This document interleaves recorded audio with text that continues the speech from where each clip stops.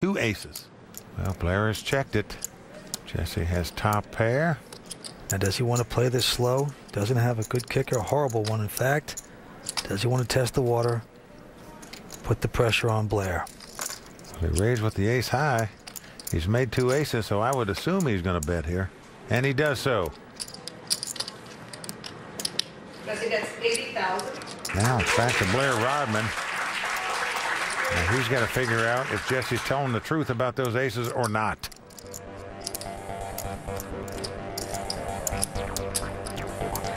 Can we take that ace out of it? Part of your problem when you have second pair like this is not only do you have to face this bet, but what are you going to do on the next street if the guy bets again?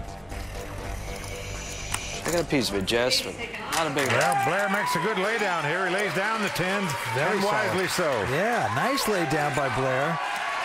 Oh, and look at this. The gentleman, Jesse Jones, showing the ace, taking the pain away from Blair. Well, that puts a smile on Blair's face, actually, because he knows he made a good laydown. So I wouldn't recommend Jesse doing that against these top pros here.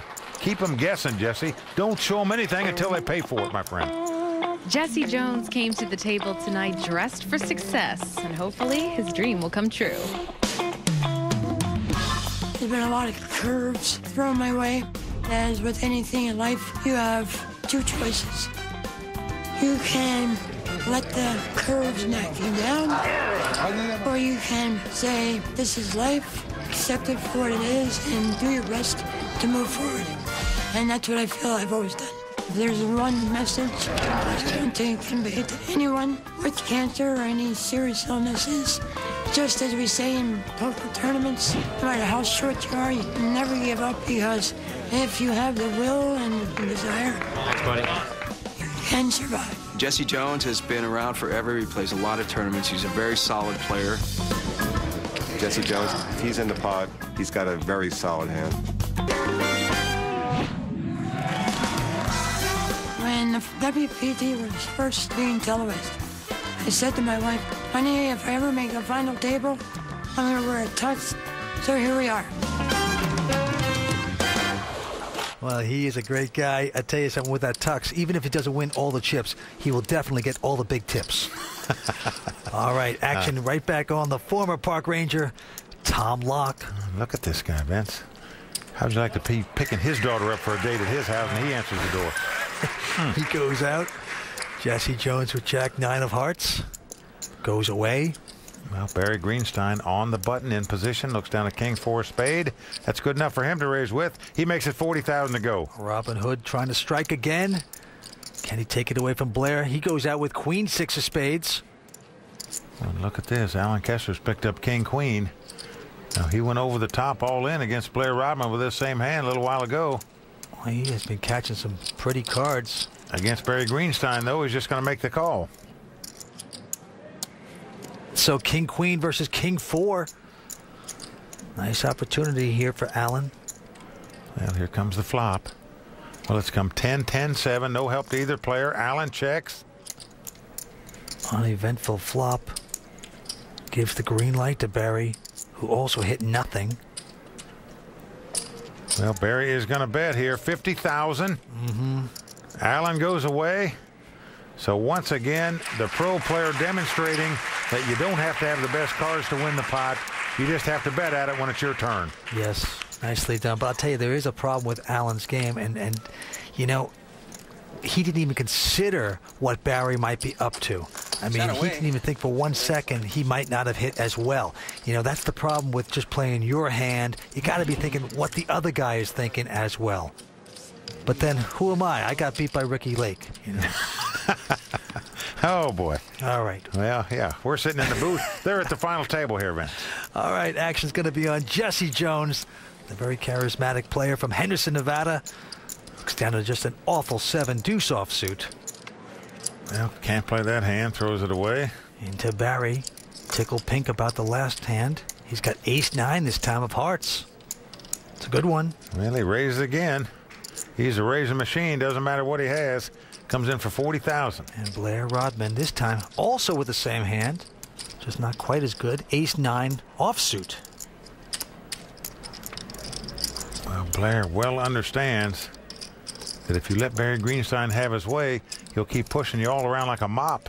At some point, you got to draw your sword in the sand and make a stand against this guy. Will Blair opt to do it here? We shall see.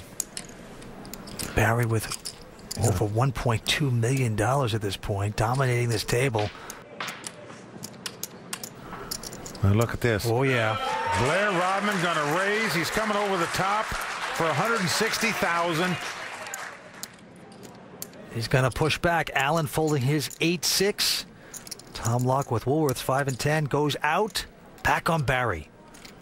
Well, Barry now faced with a very tough decision. Ace-9 is not the kind of hand you want when you've been re-raised.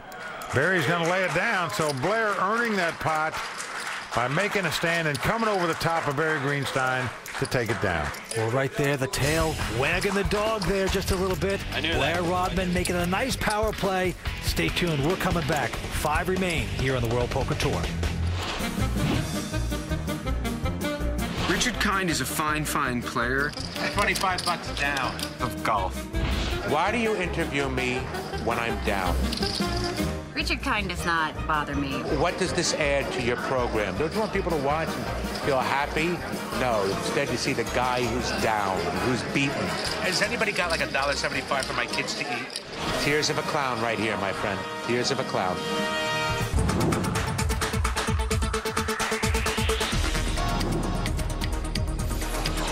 It doesn't. It's over. Now it comes off. Green Flag has won this.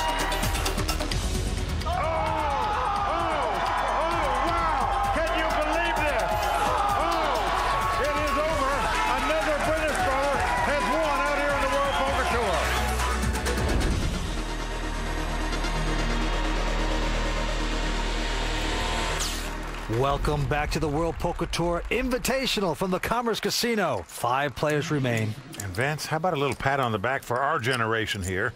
I mean, week in and week out in the World Poker Tour, we see all these young guys winning money, all the guys in their 20s. Here's a case where everybody at the table is in their 50s with the exception of Alan Kessler, and he's 40. So we've got a midlife battle going on here today. No doubt about it. Hats off to them. So now we're down to the battle of the blinds, the battle of the pros, the battle of the 2 chip leaders. And Robin Hood is going to stick around with 6-4 of hearts. Yep, he's raised it up to 40,000. Yeah, and now it's up to Blair. Let's take a peek at his cards from the WPT Hole Cam, brought to you by Budweiser. Well, it's a King 3 of diamonds. Yeah, I know he is. Blair, a very capable pro who understands Barry could raise with any 2 cards. These guys are the chip leaders, and they're clashing again. Well, he's made a nice call. He's going to stick around. Here comes a flop. Flop is King 6-3, a great flop for Blair. Oh, boy. He's flopped top and bottom pair. Barry Greenstein, on the other hand, has flopped second pair. He's got 2 6s. Action's on him. Potential problem here. And look at this. Barry's getting the fingers ready, and he's going to make a bet. Really bet 60,000. Oh, now if you're Blair, you're doing the little Irish jig under the table. The feet are moving. You're so happy. How to contain that excitement and just take your victim down for as much as you can. Got his fish on the hook. Do you want to shake him loose? Well, there are 2 clubs out there. A 2-card potential straight. They're thinking, well, what if Barry really has a hand here? Like an ace-king or 2 aces even. 140 more. Perhaps I could double up here if I raise him. That's what he's going to try to do. He raised it to 200,000 straight. Getting a little impatient there. Doesn't want any suckouts to happen. Any ridiculousness. Back on Barry. Barry Greenstein, an expert at reading opponents, at making the correct decisions.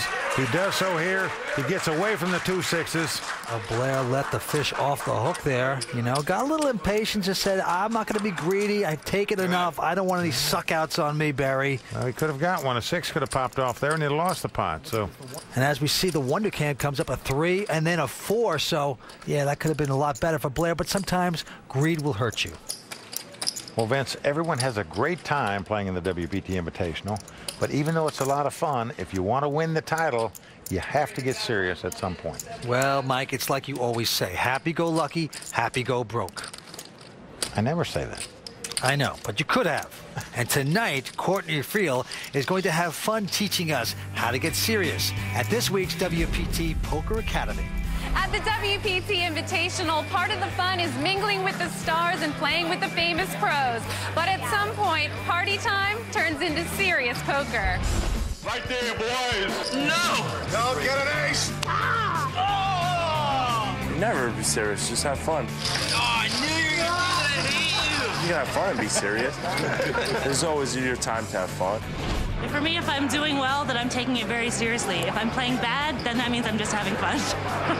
I love to have fun when I play poker, and this event, it's all about fun. Hey, see ya! To be totally honest, I don't think it ever got serious for me last year, and that was great because I just kept laughing. Oh, no. It's serious in that every time you get knocked out of a tournament, Oh! 2 jacks! That's not good. it feels like, you know, you trip and fall into a pond full of piranhas.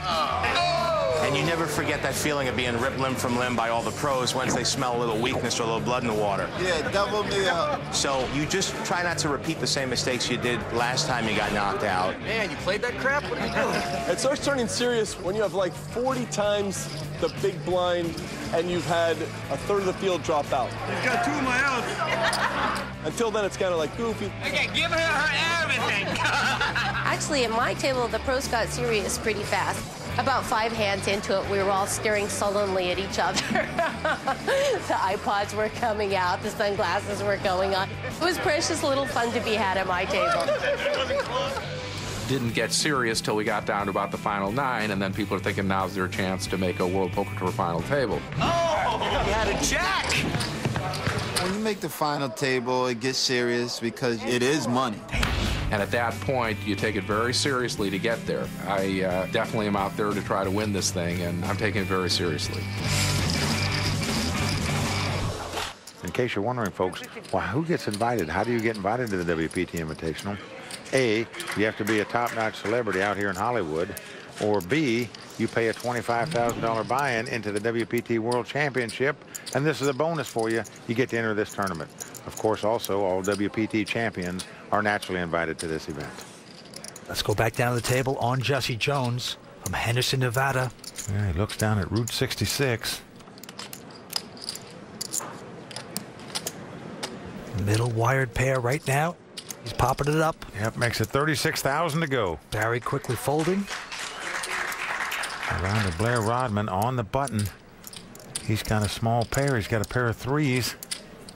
Now, this is the kind of hand you like to take flops with, small pairs, because you either hit a set on the flop or you might win a big pot. I think I got 36. And if you don't hit it, you just don't lose any more money. You don't get yourself in trouble. Well, these guys have tangled all night long. Once again, he gets the call. And Allen, and the small blind jack deuce goes out.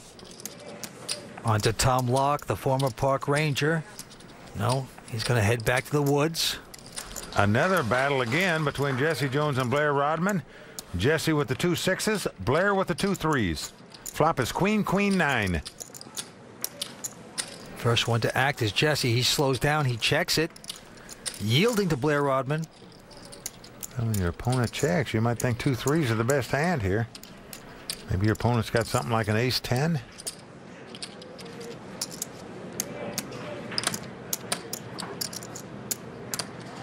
Blair just can't help himself, can he? He's got a bet. He does. Well, he only bets 30,000, Vince. A very small bet into a $100,000 pot. A little tickle bet. So let's see if Jesse Jones can pick up on that tickle. Well, it is a tickle bet, but I'll tell you, Jesse's got to be saying, did this guy have some kind of 9 sticking around with a 9 something? Am I behind at this point? Well, a small bet into a big pot's what we call a post-oak bluff in poker. Look at this. Jesse Jones has read it perfectly. He's come over the top with the 2 6s, raising it 85,000 more. Jesse Jones with a strong move. Strong play for Jesse Jones from Henderson, Nevada. And look at that look.